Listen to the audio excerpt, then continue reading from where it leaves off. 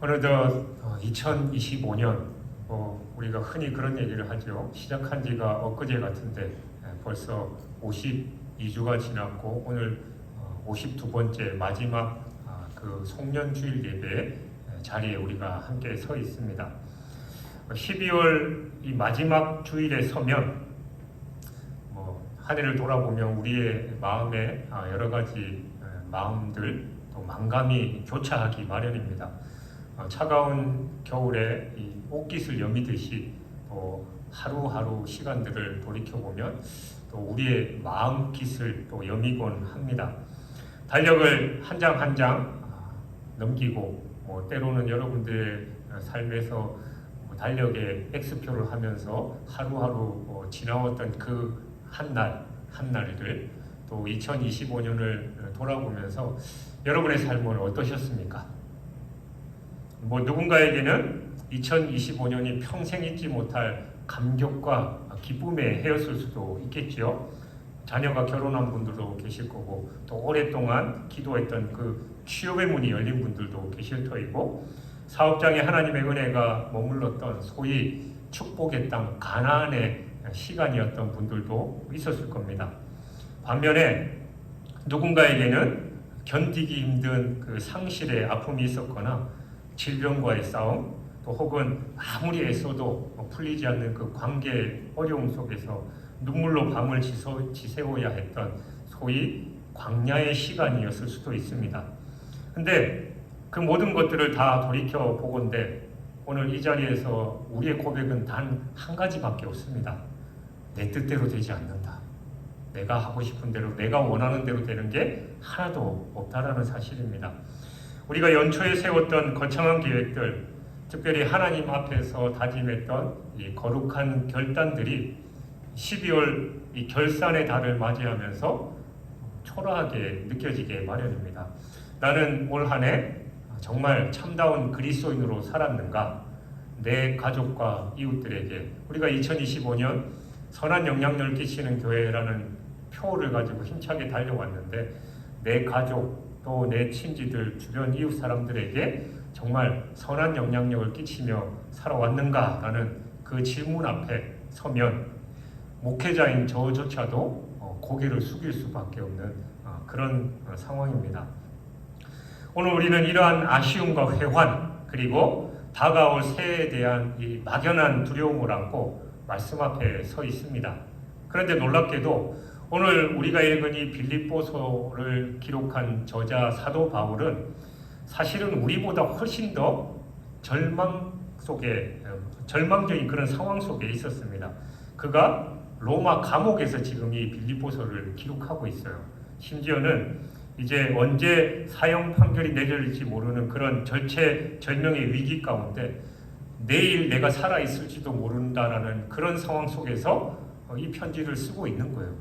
평생 동안 하나님 나라와 의를 위해서 복음을 증거하는 일에 열심히 달려왔던 사도 바울이었는데 이제는 언제 죽을지 모르는 그런 상황 속에 감옥에 있는 그런 상황입니다.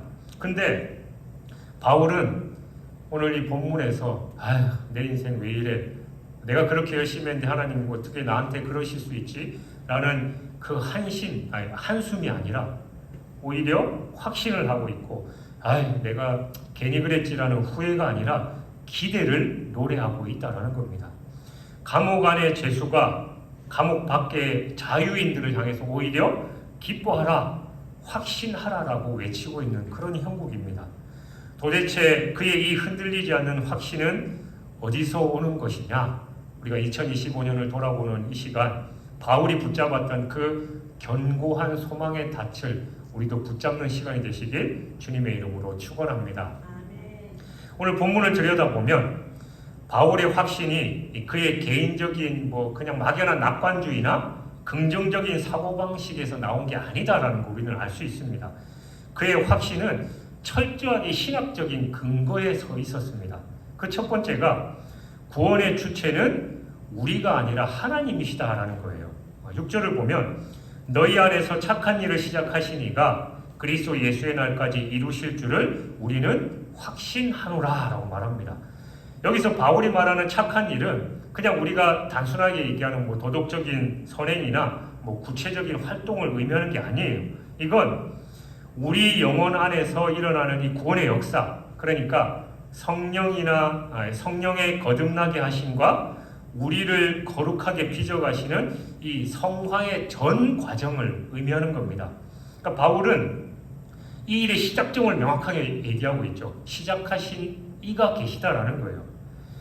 그러니까 우리가 먼저 하나님을 찾아간 것이 아니라 하나님께서 우리를 먼저 찾아오셨다라는 겁니다. 그러니까 구원의 주도권은 전적으로 하나님께 있는 거예요. 내가 교회 나오고 싶어서, 또 내가 누군가의 전도에 의해서 교회 나온 거, 뭐 그것도 맞는 거지만 결국은 하나님께서 우리를 선택하셨고 부르셨기 때문에 이 자리에 나와 있다는 겁니다. 그리고 더 중요한 건 시작하신 그분이 이루실 것이다라는 사실입니다.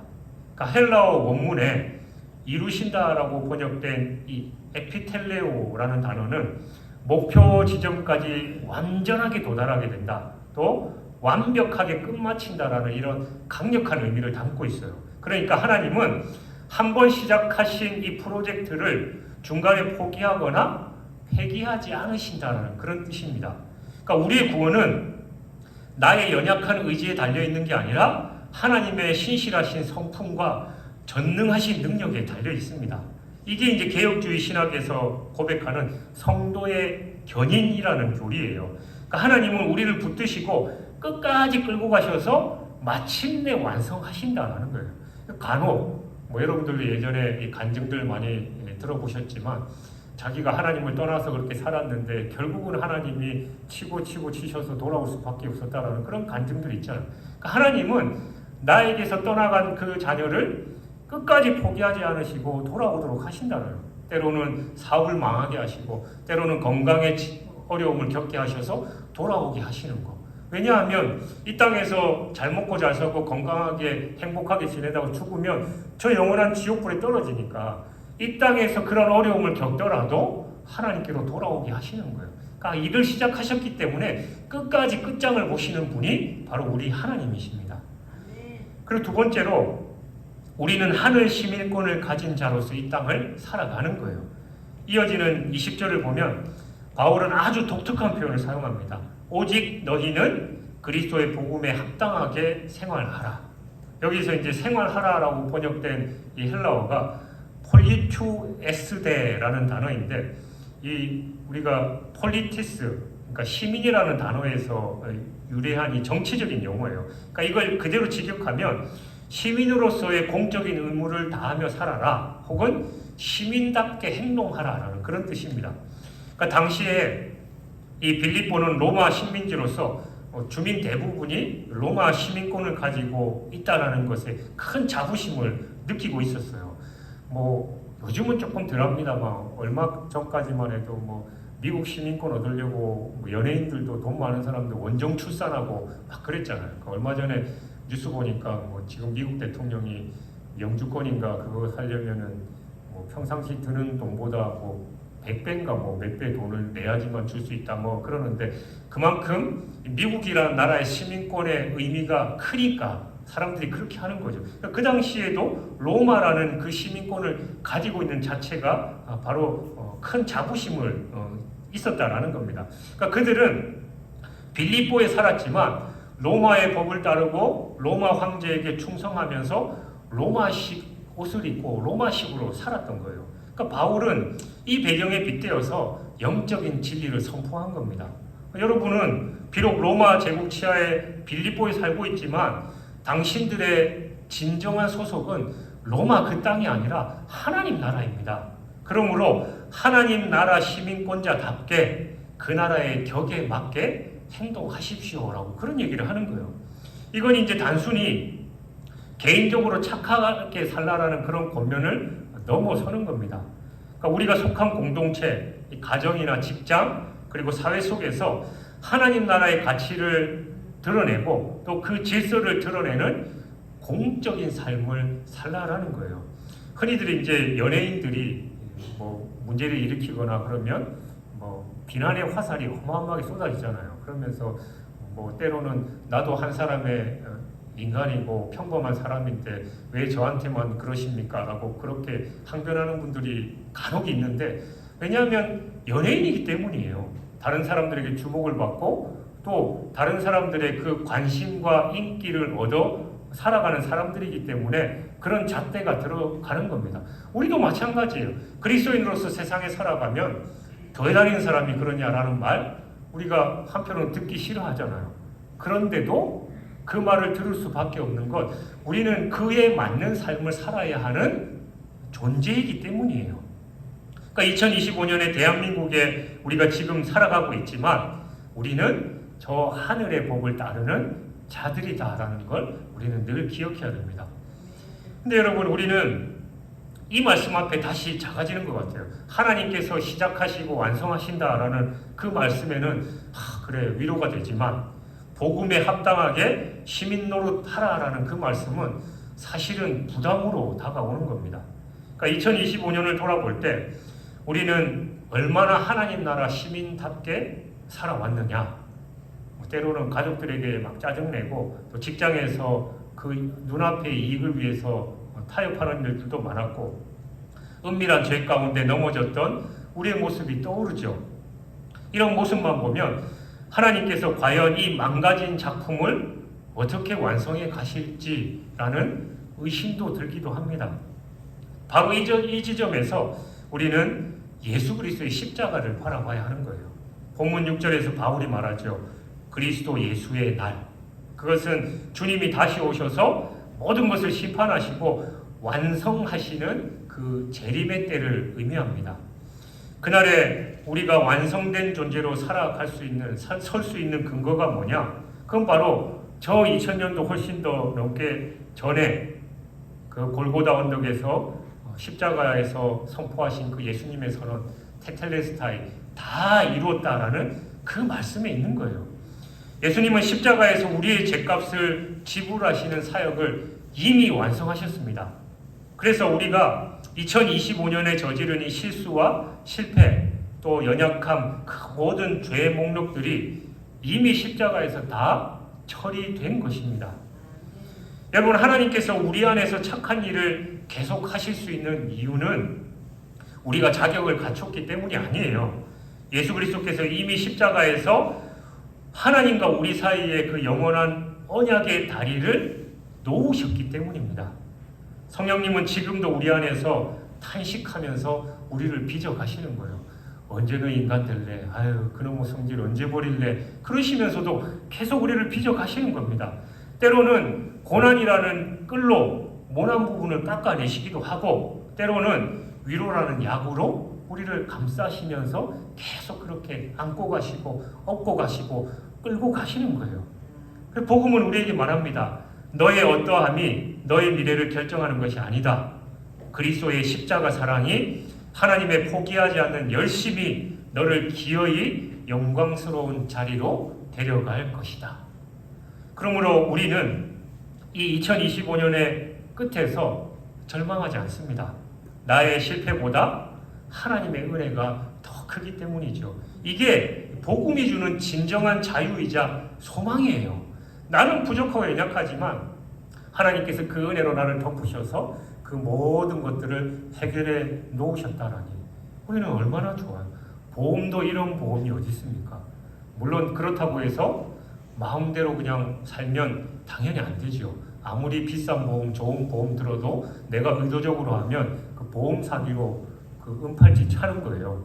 마찬가지로 우리가 복음의 그 은혜를 입은 자로서 그러면 내 마음대로 살아도 되겠네라고 살면 당연히 안 되는 게 하나님의 뜻이고, 성경에서 그런 삶을 살면 안 된다라고 분명히 말씀하고 있으니까 우리는 은혜 받은 자로서 때로는 부족하고 연약하고 내가 실수하고 내가 잘못된 일은 보험이 다 커버해 주듯이 하나님의 은혜가 우리 연약한 부분들을 다 이미 커버하고 계신다라는 그런 생각을 가지고 우리는 담대하게 살아가야 하는 것입니다. 이 거룩한 복음의 진리를 이제 우리는 구체적인 우리의 삶에서 2025년을 떠나보내고 또 새해를 맞이하는 그 실제 현장으로 가져와야 되는 거예요. 먼저는 가정은 가장 치열한 제자 훈련의 현장입니다.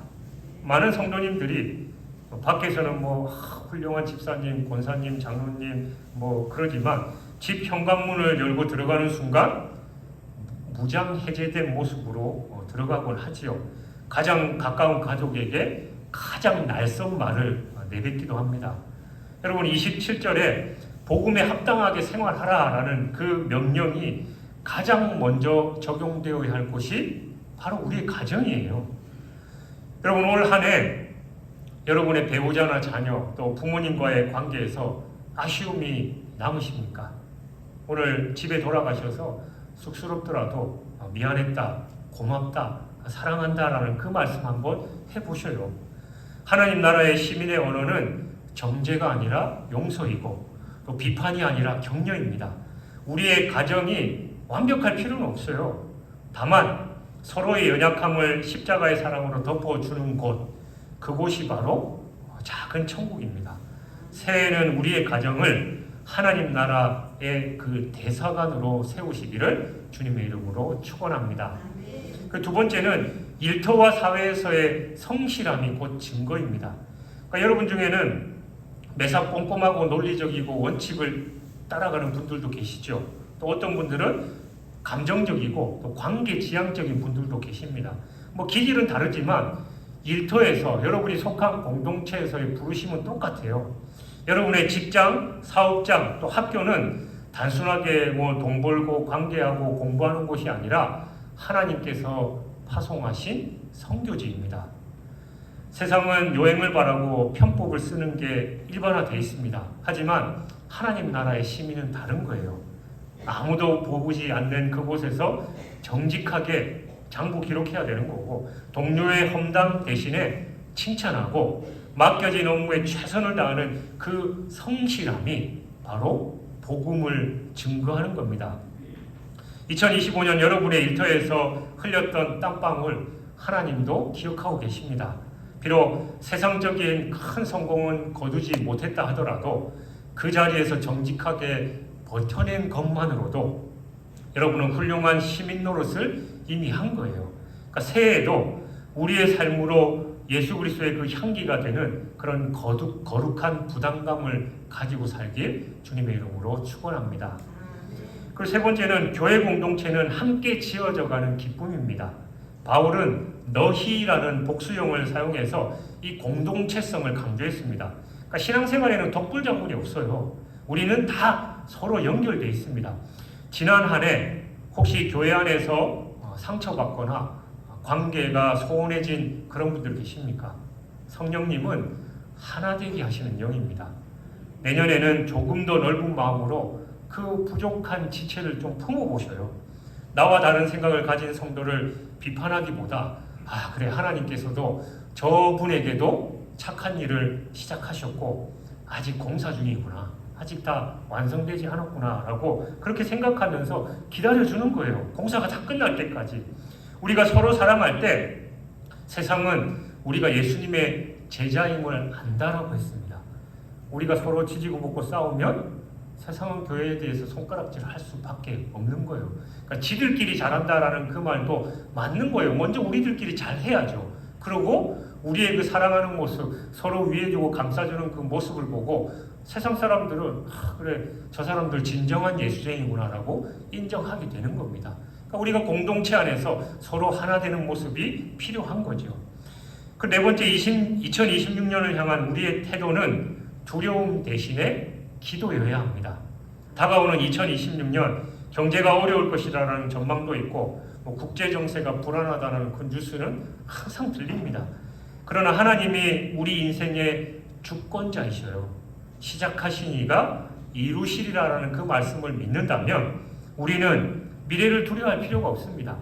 그러니까 기도는 나의 염려를 하나님의 능력으로 바꾸는 그런 통로입니다. 그러니까 새해 계획을 세우기 전에 먼저 무릎을 꿇어보셔요. 나의 야망이 아닌 하나님의 비전을 구해야 됩니다.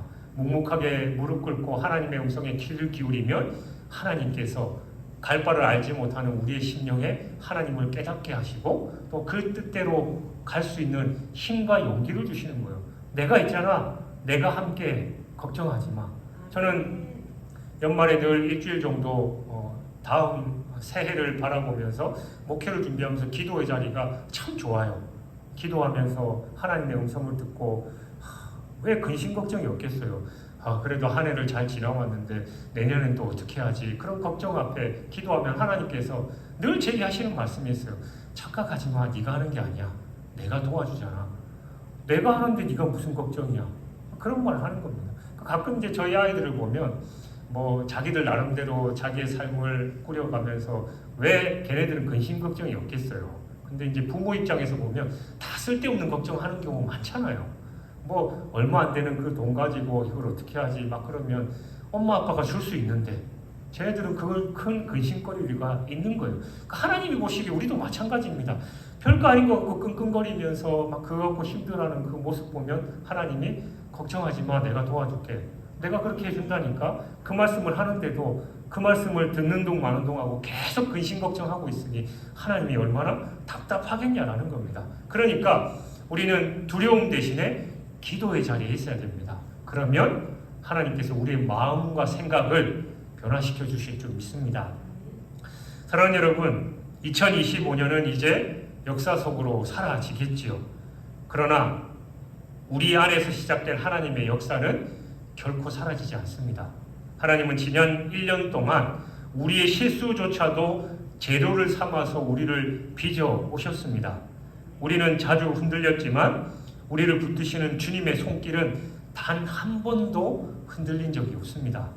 토기장이 되신 하나님 손에 들려진 그 진흙과 같은 우리의 인생, 때로는 진흙이 깎이고 눌리고 그냥 주물러지는 그런 아픔이 있을지라도 그것은 우리를 더 아름다운 작품으로 만들어 가시는 과정이었습니다.